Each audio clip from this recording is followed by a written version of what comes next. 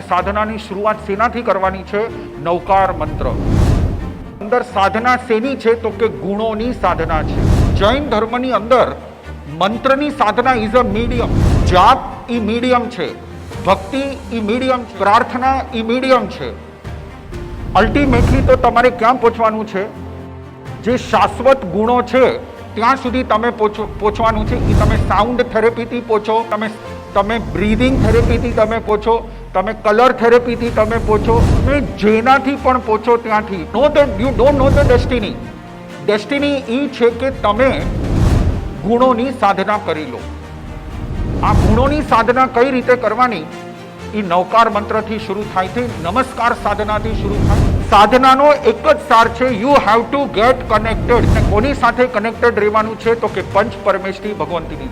નૌકાર મંત્રની અંદર તાકાત છે કે મારી અનાદિ અનંત કાળની રાગ દ્વેષની ગાંઠોને તોડી નાખે છે. કેન્સરની ગાંઠની શું તું વાત કરે છે? જેના હૈયે શ્રી નૌકાર એને શું કરશે સંસાર. આવો આ નમસ્કાર મહામંત્ર